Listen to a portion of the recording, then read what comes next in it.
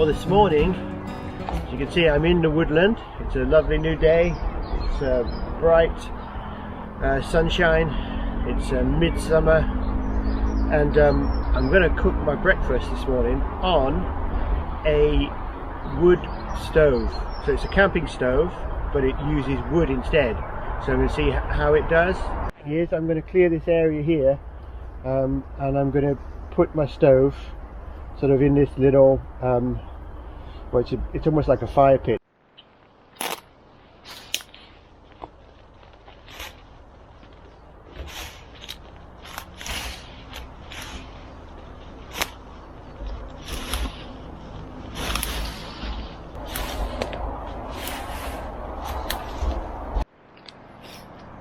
So I've gathered some sticks, as you can see here, so to mainly for the fuel for the fire, some smaller sticks as well to help it get it going.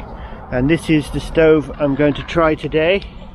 So it comes in 4 or 5 pieces, well 6 pieces if you count the top piece, but it's mainly the sides and the bottom, and you just assemble it. It goes flat, it packs down, it weighs about £1 I think. It costs £20, or at least when I bought it, so it's not an expensive stove. I think it's more like more of a basic type stove, but we'll just see how it works. If I get it going, the better. It will make a little bit of smoke, hopefully keep the flies away. So this is my ferro stick. You can see it's called an ember rod. I think it costs about £7 or £8. You can buy that as well on Amazon. Got these two things together, so let's just see how it works. This is a rookie bushcraft. Then what else have I got? I've collected this beech bark. On my walks I sometimes see a beech tree.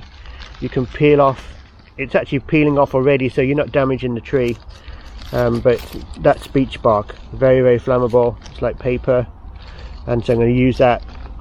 I've also got a little piece of cotton bud, which will help to catch the spark.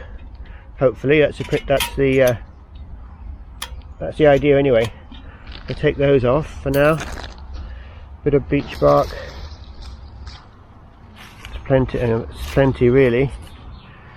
And then let's just see if I can get it going. I'll put it, move it into here once I've lit it, I think, so otherwise it's difficult to put it in there. So let's try that there. So this is the ferro rod. You just scrape it quickly like this and make a spark, and then put it onto the cotton bud, cotton wool, and the beech bark, and hopefully it'll catch light. There you go. Easy, isn't it?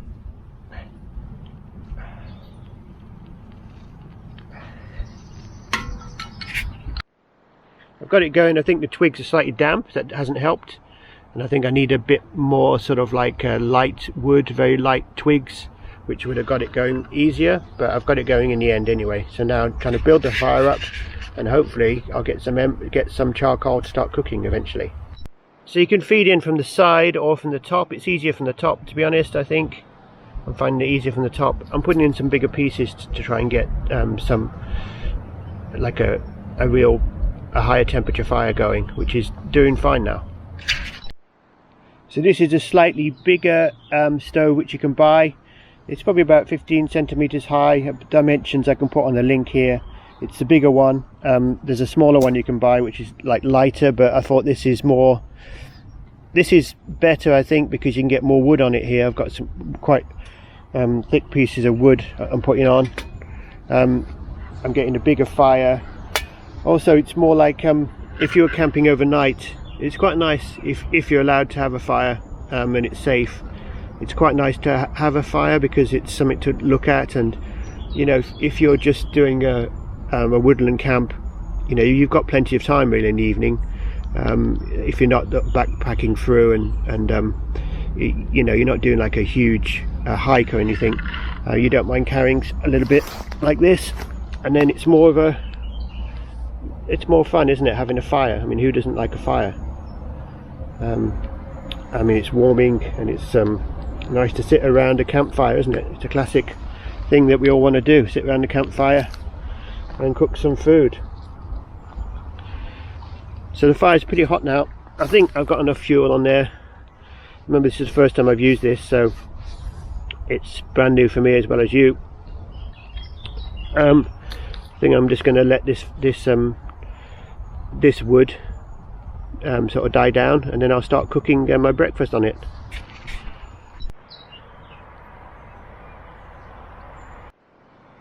Getting hungry now, so it's taken about 20 minutes to get to this point.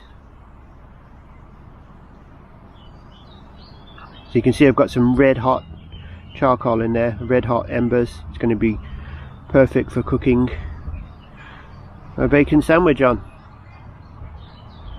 So I'm just waiting for the flames to die down, and then I'll cook over the open fire. As you can see, it's very, very hot. It's quite efficient because it keeps all the heat in the stove itself. So I'm going to be using my Trangia frying pan. So a lot of people I see ask questions, can you use this on an open fire? Well, we'll see, won't we? So I think they say you can, but with all these things you have to make sure the temperature isn't too high for the material you're using. So I guess we'll see how it goes, but that's why it's good to wait for the fire to go down, because I think if you put it on there too soon, it will just blacken the whole pan, and maybe it would just be too hot. You don't want the flames on this pan really. So I'm waiting for the flames to die down, and then we'll put it on the stove and see where we go. To get to this point, I haven't actually used that much fuel. I mean, I don't know how many pieces of wood, not that many pieces of wood you probably saw. Some of them are a little bit thicker, but I haven't used that much. But it is absolutely really hot. I can probably cook up here right now. So I'm going to let it die down a bit more, I think. So hot. It'll be nice on a cool night to have one of these by your camp. So I'm going to see what happens if I try and toast my bread on the top. It'd be nice to have a toasted sandwich. Let's see if that will toast that. I think it will toast it pretty quick. That's a good indication of how hot it is. Let's see. Yeah, it's lightly toasted that in about less than 30 seconds. So I'm going to have a toasted bacon sandwich. Who doesn't love a nice piece of toast for breakfast? So the bread is toasted now. I think it's time to get the bacon on. I'm hungry enough already. I never get bored of this. Perfect, look. I needed a bit more fuel because the temperature wasn't really high enough to do the bacon all the way through, so I thought I'd put on a bit more wood anyway. So if you have it with some actual flames still going, although a lot of it's died down, but there's still flames underneath the pan, you get a much higher temperature, which is probably what you need. So I'm just doing this just to brown it off at the end. You don't want to take any risks, do you, cooking stuff that's not at a high temperature. So that looks more like what it looks like in the Trangia, because you've got actual flame licking the underneath of the pan, which I think that's what you really need. So this will be done in no time now. That's totally brown now. I think that's how you do it. You have some flame still. You don't let the fire go too low, otherwise it will take forever and you won't get a temperature to actually cook the bacon. But now, absolutely perfect. Browned off, and I'm going to serve that now.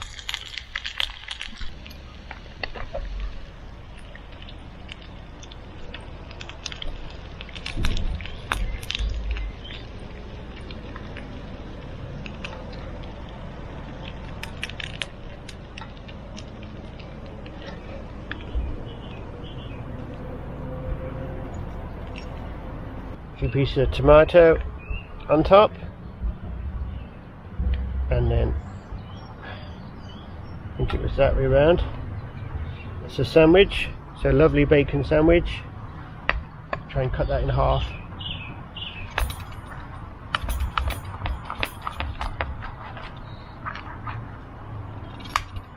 Look at that. Bacon and tomato sandwich done on the campfire. Very nice.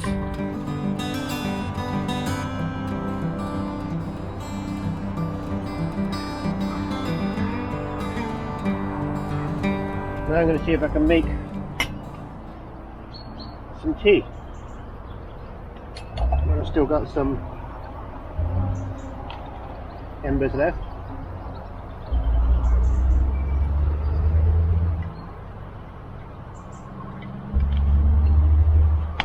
Again, I'm using the Trangia kettle.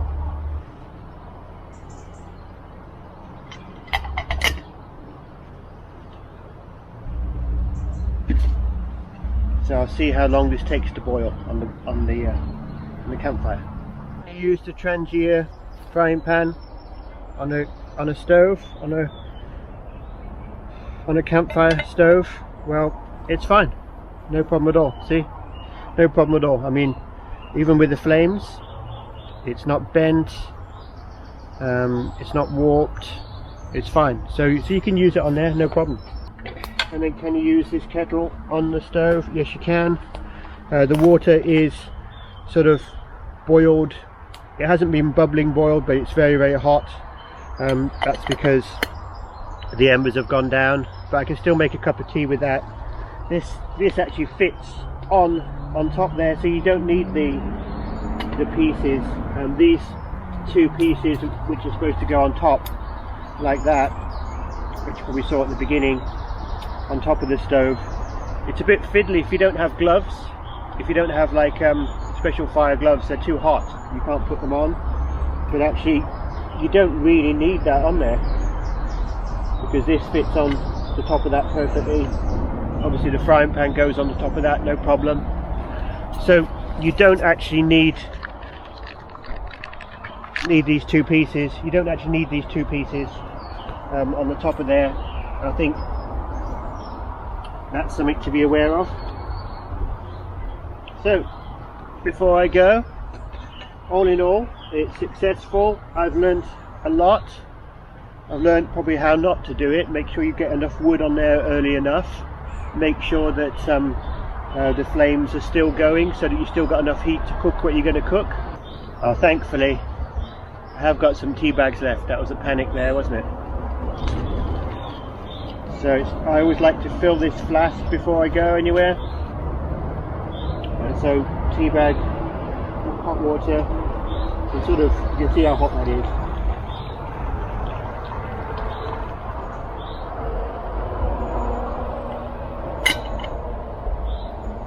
So I haven't wasted any of the fire. I've even used that to make a cup of tea at the end. And then I'll show you the stove at the end. You can see it's not really badly marked. You can see it's a bit black inside. On this side, sometimes the flame comes through, but doesn't seem to have bent in any way. It seems square still.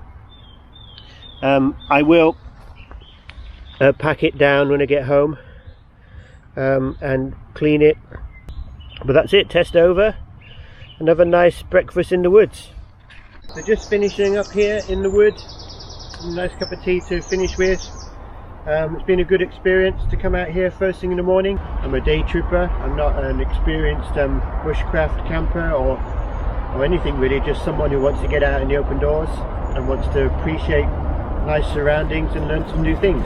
I know there's something nice about going to the outdoors and doing something real and learning new skills. So I hope you enjoyed this, and please join the next adventure. So, and again, thanks again, and I'll see you next time.